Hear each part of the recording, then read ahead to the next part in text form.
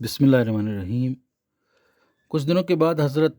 حمزہ رضی اللہ تعالیٰ عنہ نے دیکھا کہ قافلے کا گرد و غبار آ رہا اور اس کا سب سے بڑا جو سردار ہے وہ ابو جہل ہے۔ ابو جہل وہی تھا جو پیغمبر اسلام حضرت محمد صلی اللہ علیہ وسلم کو موت کے گھاٹ اتارنا چاہتا تھا، نعوذ باللہ، اور ان کے سر کی بولی لگا رکھی تھی۔ یہ وہی شخص تھا جس نے خانہ کعبہ میں حضرت محمد صلی اللہ علیہ وسلم کے سر اور چہرے کو اونٹ کی اوجھڑی میں جکڑ کر ان کا دم گھوٹنے کی کوشش کی تھی۔ مسلمانوں کو جب یہ پتہ چلا کہ اس قافلے کا سردار ابو جہل ہے تو انہوں نے اس پر حملہ کرنے کا ارادہ کر لیا، لیکن اسی وقت محمد بن عمرو نامی شخص نظر آیا جو دراصل اس قبیلے کا سربراہ تھا جس کے علاقے سے مکہ کا قافلہ گزر رہا تھا۔ اس شخص نے حضرت حمزہ رضی اللہ تعالیٰ عنہ کا راستہ روکتے ہوئے ان سے کہا کہ وہ اس قافلے پر حملہ کرنے سے باز رہیں۔ اس نے بتایا کہ ہمارے قبیلے نے قریش کے ساتھ یہ سمجھوتا کر رکھا ہے کہ مکہ کے قافلے ہر طرح کی دست درازی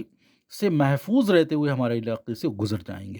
لہٰذا ہم نہ تو خود ان پر دست درازی کرتے ہیں اور نہ ہی کسی کو اس بات کی اجازت دیتے ہیں کہ وہ ہمارے علاقے میں مکہ کے قافلوں کا راستہ روکے۔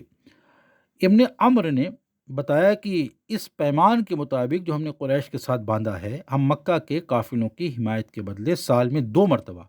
ان سے خبا لیتے ہیں۔ خبا در حقیقت اخوت، بھائی چارے کی جگہ بولا جاتا تھا، لیکن اس کا اصلی مفہوم وہی مطلب باز محصول ٹیکس ہوتا ہے جو تجارتی قافلوں کی طرف سے مقامی قبیلوں کو پیش کیا جاتا تھا، اور جس کا مقصد یہ تھا کہ تجارتی قافلے کسی لوٹ پاٹ کے بغیر اس کے علاقے سے بحفاظت گزر جائیں۔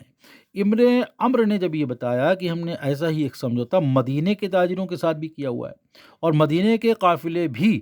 بے خوف و خطر ہمارے علاقے سے گزرتے ہیں اور ہم ان پر بھی کسی کو حملہ کرنے کی اجازت نہیں دیتے، کیونکہ ہم مدینے والوں سے بھی خبا لیتے ہیں،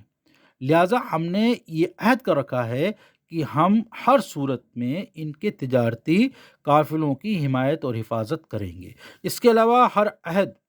جو ہم نے ان سے کرا ہے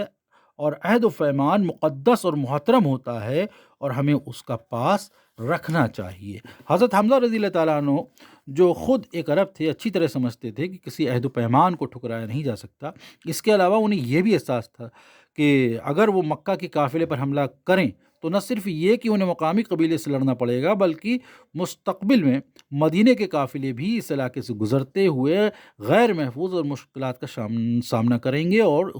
ان پریشانیوں کا شکار ہو جائیں گے۔ اگرچہ ابو جہل نے مکہ پہنچ کر قریش کے سرداروں کو اپنے ساتھ پیش آنے والے صورتحال سے آگاہ کر دیا، مگر انہوں نے اس بات کا کوئی بھی اہمیت نہیں دی اور یہ فیصلہ کر لیا کہ مکے کے قافلے پہلے کی طرح اسی علاقے سے گزرتے رہیں۔ اگر مکے والوں کے پاس کوئی چارہ ہوتا تو وہ اپنے قافلوں کو اس راستے سے نہ گزارتے، لیکن وہ سمندر اور مدینے کے درمیان نسبتاً پتلے راستے سے گزرنے پر مجبور تھے۔